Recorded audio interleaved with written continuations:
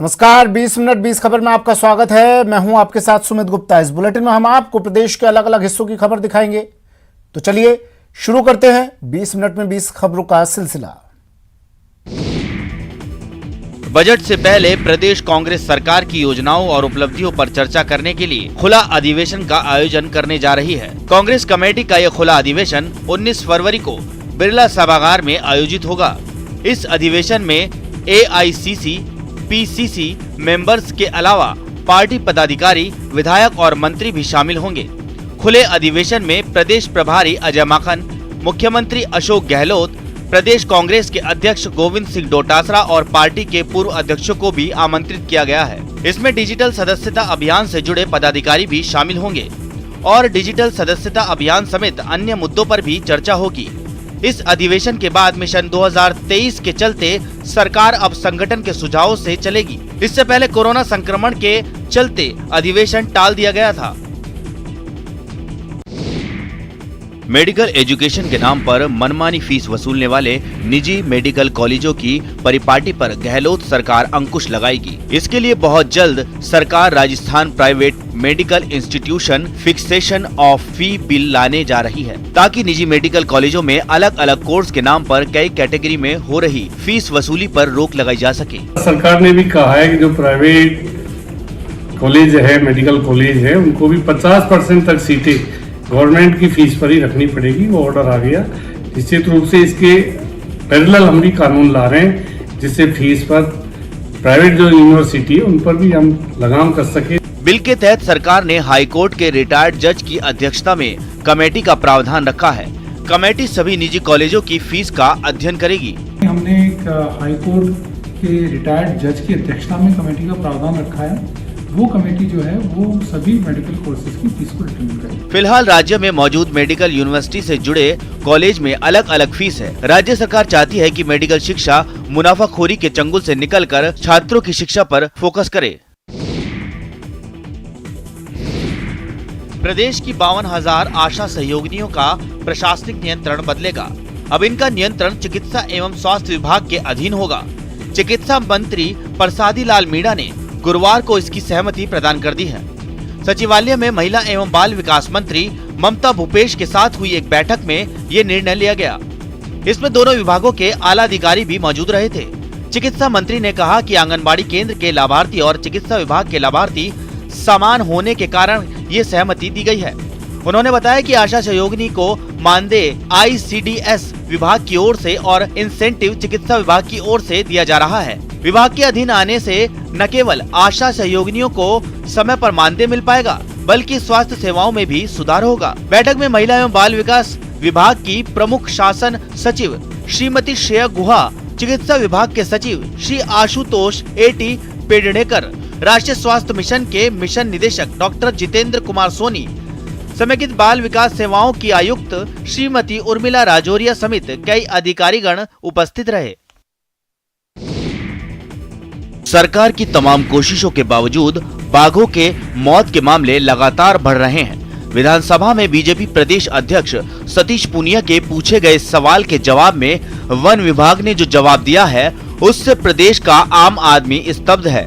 One विभाग के मुताबिक पिछले 3 साल में राजस्थान में 14 बाघ गायब हो चुके हैं। मैं कहना चाहता हूं कि बाघ गायब नहीं है, बाघों के शिकार होने की पक्की आशंका है और इससे इनकार नहीं किया जा सकता कि इन 14 जो बाघ सरकार बता रही कि गायब है, इनका शिकार हो गया हो। वन विभाग के जवाब में बताया गया है कि रणथंभौर में 2019 से 2021 के बीच 44 शावकों का जन्म हुआ है। यहाँ जन्मे शावकों की सर्वाइवल रेट देश के दूसरे टाइगर रिजर्व से बेहतर है। उम्मीद की जानी चाहिए कि विधानसभा में पेश किए गए इस जवाब के बाद में राजस्थान की सरकार, तमाम जिम्मेदार अधिकारी बाघ संरक्षण को बहुत ही गंभीरता से लेंगे, क्योंकि राजस्थान में पूरा जो इको टूरिज्म है वो काफी हद तक बाघों के ऊपर डिपेंडेंट है। कोटा संभाग के सबसे बड़े MBS अस्पताल में एक फर्जी डॉक्टर को पकड़ा गया है। फर्जी डॉक्टर यूपी के जौनपुर निवासी आशीष यादव कोटा में किराए का कमरा लेकर रह रहा था और MBS अस्पताल में बिना मास्क पहनने पर 500 रुपए का जुर्माना वसूलने का प्रयास कर रहा था। फर्जी डॉक्टर अस्पताल में कोट पैंट पहनकर गले में स्टेथोस्कोप लगाकर पहुंचता था और वार्ड में जाकर कर्मचारियों को फटकार लगा रहा था। शक होने पर सुरक्षा कर्मियों ने उनको पकड़कर अस्पताल की पुलिस चौकी को सुपुर्द कर दिया।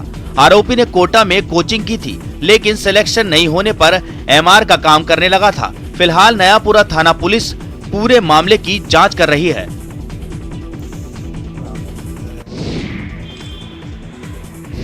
दौसा की लाल सॉट पुलिस ने शातिर साइबर ठग को गिरफ्तार किया है। आरोपी ने 12 वारदातों का खुलासा किया है।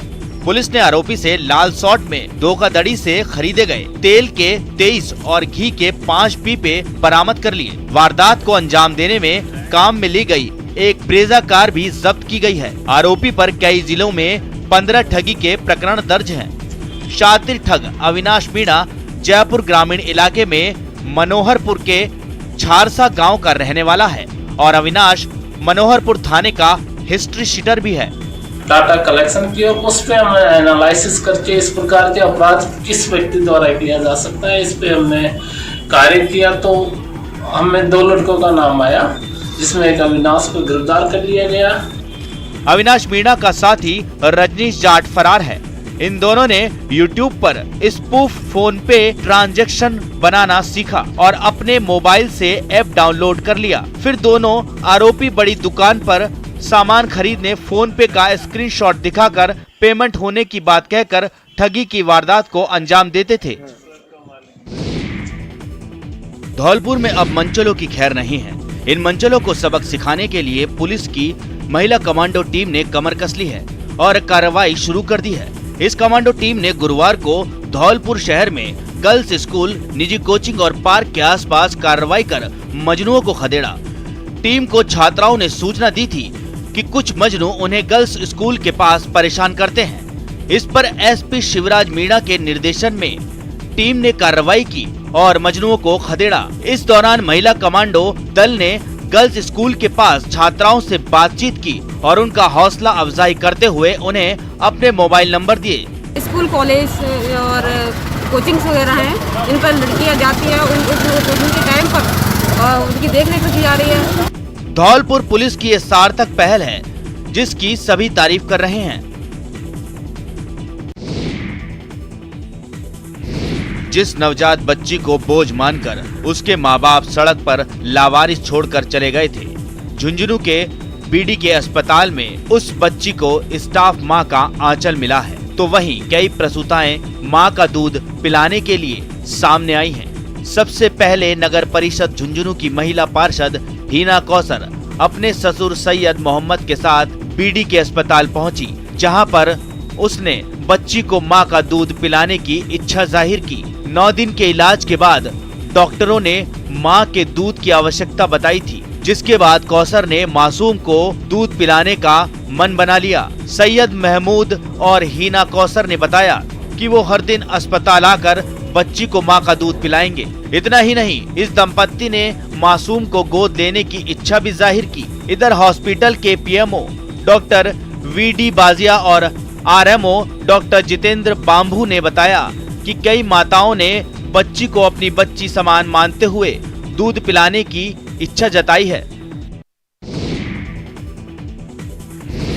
एक तरफ युवा आधुनिक कोर्स करके अपना भविष्य बनाने में जुटे हैं, वहीं कुछ युवा अपनी पुरानी परंपराओं से जुड़ने का कोर्स कर रहे हैं। बीकानेर में संचालित ऋग्वेदीय राका वेद पाठशाला में युवा वैदिक पद्धति से कर्मकांड व ज्योतिष वास्तु शास्त्र में डिप्लोमा करके अपना भविष्य बना रहे हैं। जगत गुरु रामानंदाचार्य राजस्थान संस्कृत विश्वविद्यालय से समृद्ध इस पाठशाला में आज देश भर से आए 80 युवाओं ने 1 वर्षीय कर्मकांड ज्योतिष एवं वास्तु शास्त्र में अपनी परीक्षा दी। पाठशाला के प्राचार्य शास्त्री पंडित गायत्री प्रसाद शर्मा ने बताया कि ये डिप्लोमा परीक्षा उत्तीर्ण करने वाले सेना में धर्मगुरु और अन्य सरकारी भर्ती हेतु अनिवार्य योग्यता है।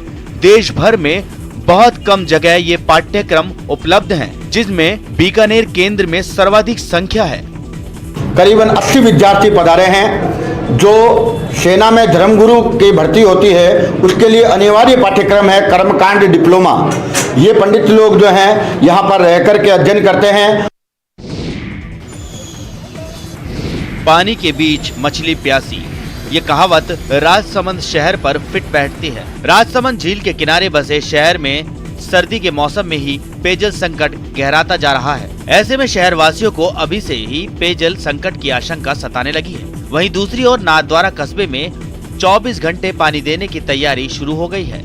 राजसमंद में 2 दिन में एक बार पेयजल सप्लाई किया जा रहा है। राजसमंद जिला मुख्यालय पर पेयजल सप्लाई करने वाली PHED के अधिकारियों का तर्क है कि झील में पानी का स्तर कम होने के कारण 48 घंटे में सप्लाई की जा रही है। राजसमंद झील से 132 MCFT पानी ही पेयजल के लिए उपयोग किया जा सकता है, जिससे 6 महीने तक शहर की प्यास बुझाई जाएगी।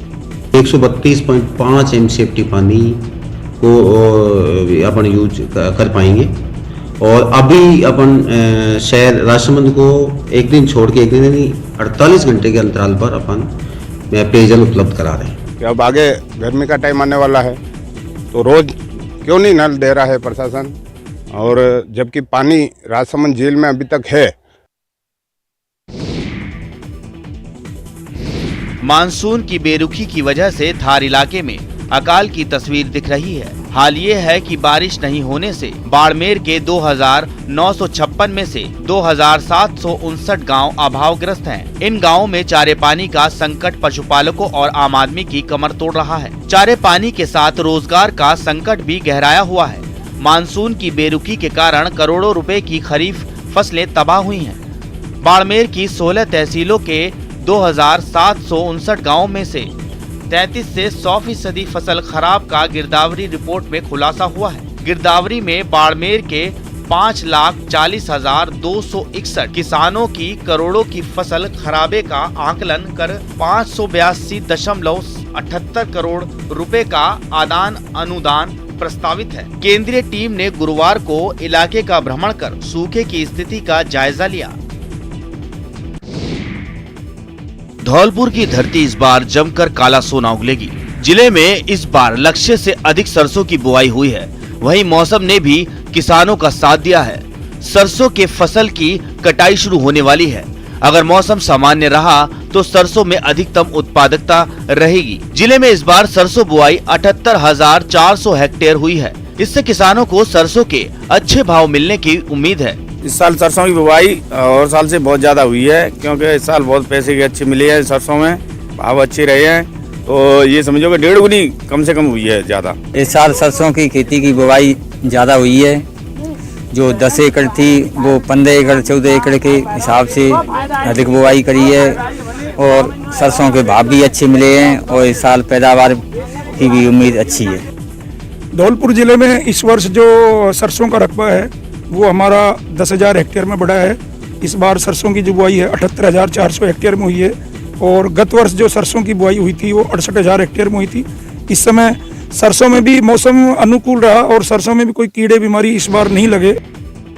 अब तक गाय, बकरी और सुअर पालन के बारे में आपने सुना होगा, पर पशुपालन का एक और बेहतर विकल्प है, वो है दुम्बा पालन। दुम्बा भेड़ों की एक ऐसी प्रजाति है जिनकी दुम चक्की के पाट की तरह गोल और भारी होती है। ईद उल अजहा पर इसकी मांग काफी तेज रहती है, तो दुम्बा पालन भी रोजगार का एक बेहतर विकल्प है। दुम्बा पालन की खास बात यह है कि इसमें कमाई बहुत अच्छी होती है। टोंक के अविका नगर स्थित केंद्रीय भेड़ और ऊन अनुसंधान संस्थान किसानों को दुम्बा पालन की ट्रेनिंग दे रहा है। राजस्थान के किसान इसको आराम से पाल सकते हैं। ज्यादा अडेप्टेशन में इस जानवर को कोई यहाँ के एनवायरनमेंट में प्रॉब्लम नहीं है और यहाँ के किसान इसको एक तो मीट प्रोडक्शन के लिए पाल सकते हैं, क्योंकि जो हमारी जो लोकल ब्रीड होती है उनकी मीट इफिशिएंट जो प्रोडक्शन की इफिशिएंसी है वो इस भेड़ की तुलना में कम है। जैसे कि 3 महीने के लगभग हमारे जो लोकल जो ब्रीड है उनका वजन 15-16 किलो के लगभग जाता है और इसका 3 महीने में जो वजन है वो लगभग 30 किलो चला जाता है। खेती को आसान बनाने के लिए तकनीक का इस्तेमाल करना एक बेहतरीन तरीका है। कई किसान तो ऐसे हैं जिन्होंने खुद की जुगाड़ तकनीक से मशीनों का भी आविष्कार कर लिया है, जो उनके लिए बेहद सहायक साबित हो रही है। राजसमंद में जोधपुरा गांव में किसान ने गन्ने का रस निकालने के लिए ट्रैक्टर का जुगाड़ लगाया है, जो कि इलाके में कौतूहल का विषय बना हुआ है। दरअसल यहाँ अधिकांश किसानों के पास बैल नहीं है ऐसे में यहाँ के किसान एक दूसरे से संसाधन मांगकर अपना खेती का काम निपटा रहे हैं और ट्रैक्टर का जुगाड़ कर गन्ने का रस निकालना इन किसानों के लिए वरदान साबित हो रहा है। जोधपुर के काश्तकार रतन सिंह रावत ने खेत में ही गन्ने का रस निकालने के लिए जुगाड़ कर लिया है और ट्रैक्टर को चरखी पर लगा रस निकल रहा है। इतना ही नहीं, रतन सिंह रावत दूसरे किसानों की भी मदद कर रहे हैं। भरतपुर का केवलादेव नेशनल पार्क पूरी दुनिया में मशहूर है और यहाँ पक्षियों को देखने के लिए दूर दूर से पर्यटक पहुँचते हैं। लेकिन केवलादेव नेशनल पार्क पहुँचने वाले पर्यटकों को बड़ी परेशानी का सामना करना पड़ता है। दरअसल पार्क में बीते कई महीनों से ऑनलाइन टिकट व्यवस्था बंद पड़ी है और पर्यटकों को घंटों लाइन में खड़े होकर टिकट के लिए इंतजार करना पड़ता है। इस संबंध में डीएफओ ने बताया कि ऑनलाइन टिकट सिस्टम में व्हीकल चार्ज भी जुड़ गए थे, जिसकी वजह से कई बार पर्यटक उद्यान के अंदर वाहन ले जाने की जिद करते थे। इसी तकनीकी खामी को दूर करने के लिए मुख्यालय के IT डिपार्टमेंट को बोला गया है। भरतपुर का केवलादेव नेशनल पार्क पूरे विश्व में अपनी पहचान के लिए जाना जाता है। यहाँ अलग अलग प्रकार के पक्षियों को देखने के लिए पूरे भारत से जो लोग हैं यहाँ देखने आते हैं, लेकिन यहाँ पर ऑनलाइन टिकट ना होने के कारण जो भी पर्यटक यहाँ घूमने आते हैं उनको लाइन में लगकर के कड़ी परेशानी का सामना करना पड़ता है। केवलादेव नेशनल पार्क की ऑनलाइन टिकट व्यवस्था टेम्पररी बंद की गई है। करेक्शन होते ही ऑनलाइन टिकट बुकिंग शुरू कर दी जाएगी। राजस्थान में भी लोग वेगनिज्म की ओर बढ़ रहे हैं और खाने में प्लांट बेस्ड फूड अपना रहे हैं। डेयरी प्रोडक्ट्स को छोड़ना और प्लांट बेस्ड फूड को अपनाना वेगनिज्म कहलाता है। ये एक ऐसी डाइट है जो जानवरों, डेयरी, अंडे, शहद और किसी भी पशु उत्पाद का सेवन करने से परहेज करती है। चिकित्सक इसका मानव जीवन में महत्व बता रहे हैं। वेगन जो है वो एकदम वेजिटेरियन का भी शुद्ध शाकाहारी जिसको कहते हैं उस रूप में है। वेगन में किसी भी प्रकार का हम एनिमल या एनिमल के बाई प्रोडक्ट्स यूज नहीं करते हैं। वहीं वेगनिज्म लाइफस्टाइल को फॉलो कर रहे लोगों का कहना है कि वेगनिज्म मेंटल हेल्थ के लिए जरूरी है और जयपुर में लोग इसे अपना रहे हैं। 90% जो लोग हैं वो लैक्टोज इंटॉलरेंट ही हैं क्योंकि उसको जो डाइजेस्ट करने के लिए एंजाइम चाहिए लैक्टेज, वो हमारा शरीर 3 साल की उम्र के बाद बनाना बंद कर देता है। तो वो डेयरी तो जो वो डेयरी है वो हमारे शरीर के लिए बनी ही नहीं है। करौली के शिवरात्रि पशु मेला में यूपी और एमपी से भी पशुपालक अपने ऊंट, भैंस और बकरा लेकर पहुंच रहे हैं। मेले में पहले दिन ऊंट प्रतियोगिता का आयोजन किया गया। अलर्टनेस, रंग, नस्ल और स्वास्थ्य समेत 7 पैमानों में अव्वल रहे 3 ऊंटों को पुरस्कार दिए गए। प्रतियोगिता में 14 ऊंटों ने हिस्सा लिया। पहले पुरस्कार विजेता को 2100 रुपए, दूसरे पुरस्कार विजेता को 1100 रुपए, तीसरे पुरस्कार में 500 रुपए और सांत्वना पुरस्कार के रूप में 251 रुपए नगद पुरस्कार और प्रमाण पत्र दिए गए। ये मेला 23 फरवरी तक चलेगा। राजस्थान के प्रमुख मेलों में शुमार ये मेला अब धीरे धीरे अपनी पहचान खोने लगा है क्योंकि पशुओं की आवक बहुत कम हो गई है। प्रथम प्रतियोगी निर्णायक मंडल ने जो घोषणा की उसमें बंटी विनर है, दूसरे प्रतियोगी खुशीराम रहे और तीसरे प्रतियोगी ब्रह्म सिंह जी रहे। ऊँट प्रतियोगिता में ऊँट के सामान्य स्वास्थ्य, अलर्टनेस, उसकी गर्दन और सीना, उसका रंग, उसकी नस्ल, इसके आधार पर उनको मूल्यांकन किया जाता है। राजसमंद जिले के राज्यवास कस्बे में सनाड्य समाज ने सुख समृद्धि की कामना को लेकर भगवान चार भुजानाथ की शोभा यात्रा निकाली। शोभा यात्रा में डीजे के गानों पर महिलाओं ने डांस किया, जबकि पुरुष चार भुजानाथ जी के जयकारे लगाते पुष्प वर्षा करते चल रहे थे।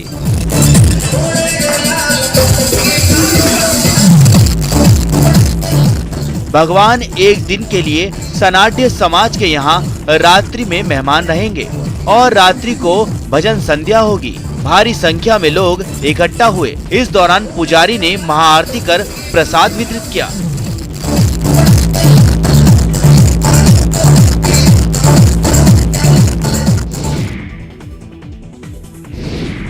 राजसमंद जिले में पुष्टि मार्गीय संप्रदाय की प्रधान पीठ, द्वारकाधीश मंदिर और वल्लभ संप्रदाय की पीठ श्रीनाथ जी मंदिर में होली का डंडा रूप रोपण के साथ फाग महोत्सव की शुरुआत हो गई। मंदिर की परंपरा अनुसार निज मंदिर के मुख्य प्रवेश द्वार से मंदिर के कीर्तनकार कीर्तन करते हुए लोग मंदिर मार्ग, लाल बाजार, केशव कॉम्प्लेक्स, फौज मोहल्ला होकर होली मगरा पहुंचे। इस दौरान जगह जगह बंदूक से सलामी भी दी गई और होलिका दहन स्थल पर पहुंच पूजा अर्चना के बाद होली का डंडा रोपा गया।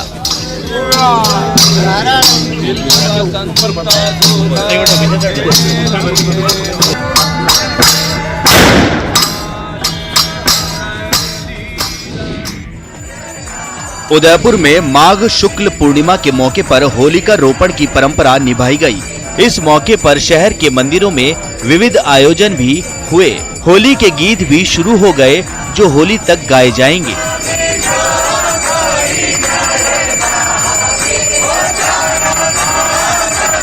माघ पूर्णिमा के ठीक एक महीने बाद फाल्गुन मास की पूर्णिमा पर होली का दहन किए जाने की परंपरा है।